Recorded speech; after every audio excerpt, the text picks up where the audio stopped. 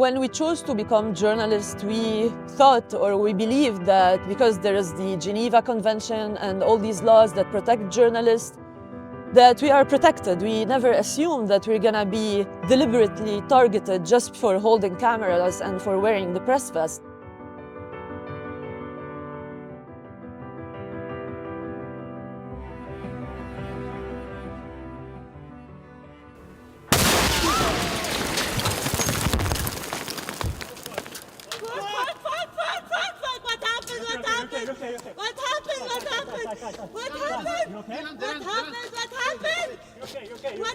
I can't feel my legs. I can't feel my legs. Oh fuck, oh fuck. I can't feel my legs. Fuck. We were not directly on the front line.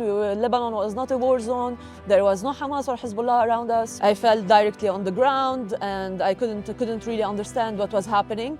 Then seconds later, as my colleague Dylan was trying to put the tourniquet and help me, we were attacked again.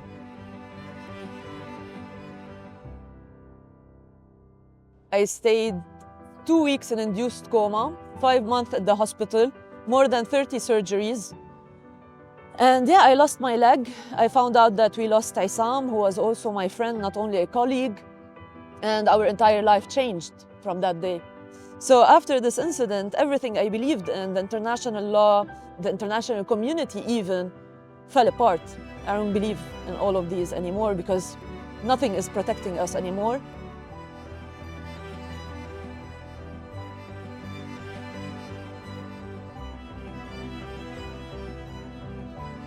That's the reason why we started with the advocacy, because we want to keep talking, we want to keep sharing until one day, hopefully, we will get justice and we will get some answers for what happened and why did it even happen from the first place.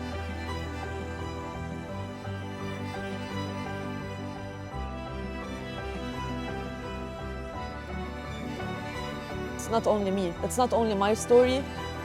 There are so many like us in Gaza, in Lebanon as well. We lost so many colleagues in the same way, in the same systematic, targeted, deliberate attack. We need the international community to take more actions. We don't want just support as in words. Words are not enough. We want to see those who are targeting journalists in court. We want to see these leaders and whoever is allowing this to happen. I want them to take accountability and see them in court. So I started rehabilitation in Paris and it will take around 6 months to learn how to walk again, which is super difficult, even though I'm super excited for this journey. And since I couldn't really cover anymore and go to the field, I chose to start documenting my own journey. It's very outside of my comfort zone because when you're used to being behind the camera, when you turn the camera on yourself, it's super uncomfortable, but at the same time, it made me appreciate the craft of photography in a sense, because right now, being on a wheelchair, everything is a bit more difficult. It takes you more time to set up the tripod and do all this stuff. And as well, like it's partially healing because it's making me face my scars, my body, and accept it.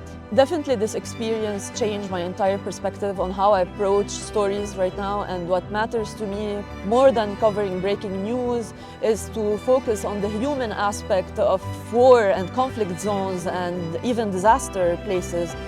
What matters is to share the stories of the survivors and victims as well. Yeah, and I hope like once I'm done with my rehabilitation, I will go back to the field, I will go back to documenting and do what they stopped us from doing. And if one journalist or a group of journalists are not safe in a country, that means most of the journalists are not safe. And that's what we're witnessing right now in this world. Journalists in the US are not safe. Journalists even in Europe, everywhere, they're being harassed and targeted in different ways. So we need support, we need journalists to keep mentioning and talking and sharing the stories that colleagues are facing and suffering from.